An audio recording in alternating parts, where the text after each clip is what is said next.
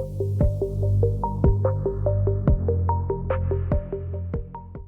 is Ashwick for Hustle Hard Boxing, joined now by legend Ricky the Hitman Hatton. How are you, pal? Good, mate, yeah, looking forward to Saturday, yeah. Tell us a little bit about your boy John then. How good is he, and how has it been in the short time that you've been with him so far? Yeah, I've known John for a while. I've known of his ability, you know what I mean? I spoke to him a few times at boxing shows. I've also had a couple of mutual friends, you know, so we bumped into each other on holiday, and he's always picked my brains and, you know, and asked me advice, and I've always given it him. I've always gotten really well with him, and I just said, anytime you need me, you know, mate, I'll always be there. And I don't think he fell out with the camp he was in. I think he just fancied a little bit of a change, a little bit of a change of scenery. So he phoned me up and said, "Hi Rick, you know, will you be out, you know, on my corner for this next fight?" I said, "All right, when is it?" He said, 6 weeks. I said, "You better get your ass down here a bit quick, then, haven't we? You better get cracking." And well, you know, he's known me, so the one thing, you know, he wasn't coming down to a complete stranger. We've had a friendship for a few years, and I think that what's made the training all that much easier. Yeah, so there was already a pre-existing relationship. It's not come down to a relationship. stranger, has it? It's come down to his mate, you know, and just so happens we hit it off with the training as well. Yeah, I mean, I just wanted to ask you as well then. I touched on it off camera, but now we're on camera, I'll ask it again. Obviously, you super lightweight, welterweight. He's a big geezer, cruiserweight. As a trainer now, do you have to adapt the way you train, or are the tricks of the trade all the same no matter what the weight? Well, it's just the training methods are still the same. You know, I try and train every fighter accordingly to their style and ability. You know what I mean? Just because Ricky Hatton trains a certain way, I can't train John Edges like Ricky Hatton. You know what I mean? Yeah. I mean, that's all about being a good trainer. Is, you know, knowing the fighter's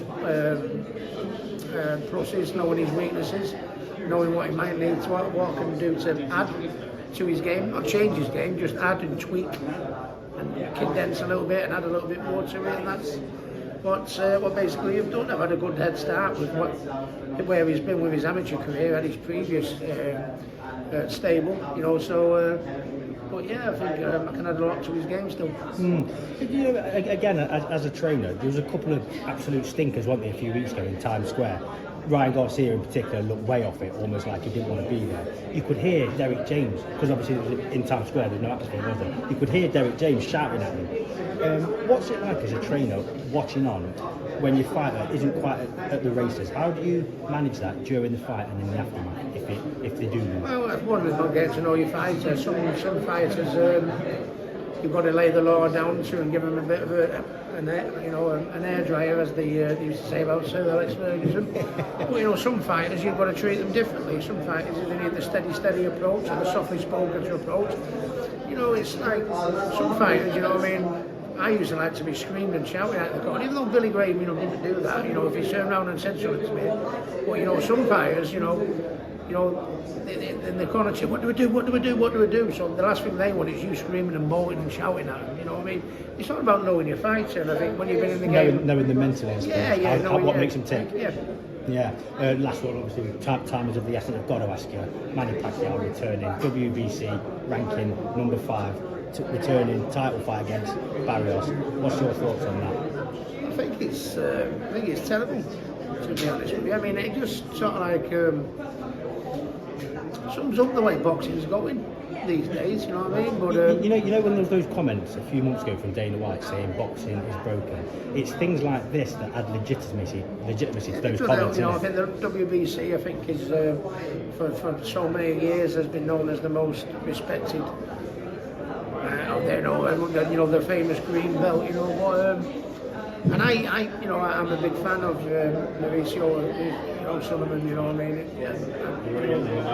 I think the WBC, but I mean, I don't know, just boxing just seems to have turned the corner, you know, a 58-year-old Mike Tyson fighting Jake Paul, 46-year-old Manny Pacquiao coming back after years of retirement, straight into the top 10 of the world rankings and fighting for the most prestigious belt of the WBC. You know, surely that's unfair. I haven't got an answer.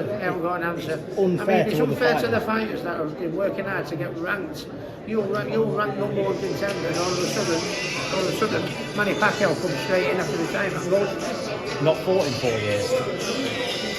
Sorry about that. Not fought in 4 years, yeah. No, it's not good. It's baffling, isn't it? Listen, press conference is about to start. We really do appreciate the time, and I wish John all the best on Saturday. No problem, mate.